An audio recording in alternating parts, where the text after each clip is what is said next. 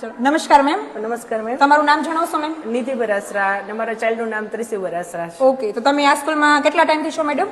મારો nursery 6 month પછી લીધો હતો. ઓકે. અમારે ત્રીજી સ્કૂલ છે. ઓકે, તો તમે આ સ્કૂલથી સેટિસ્ફાઈડ છો મેડમ હવે? બહુ જ સરસ. ફર્સ્ટ ટાઈમ હું જ્યારે આ સ્કૂલ જોવા આવી ને ઓકે. ત્યારે મને કેમ્પસ ગમ્યું. ઓકે. અને પ્લસ અંદર આવી ને તો મેડમ એવું કીધું કે એકને ક્લાસમાં નથી બેસવાનું, એક ક્લાસમાં નથી આપણે, બીજા અલગ અલગ ક્લાસમાં જવાનું છે. એ બેસ્ટ છે. આપણે ઘરે એક જગ્યાએ બેસી નથી શકતા. આ છોકરાને 5 કલાક બેસવાનું છે, તો એ 5 કલાક કેવી રીતના એક જગ્યાએ ના બેસી શકે. મને એ બહુ બેસ્ટ લાગ્યું.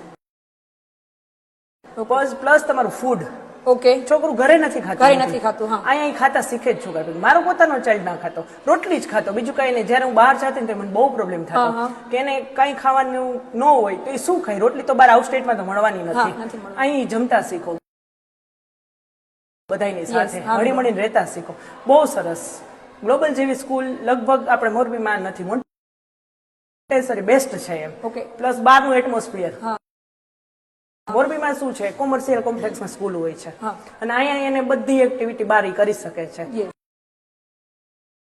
અને એ બાળપણ શેના માટે હોય કે રમી શકે, રમત સાથે ગમત. પેલાના જમાનામાં છોકરાઓને 5th સ્ટાન્ડર્ડ યરનું થાય પછી બેસાડતા સ્કૂલમાં, અને આપણે ત્યાં નાનેથી બેસાડીએ છીએ. પણ જે એને બાળકને રમવાની મળવી જોઈએ ને એ મળે છે જગ્યા.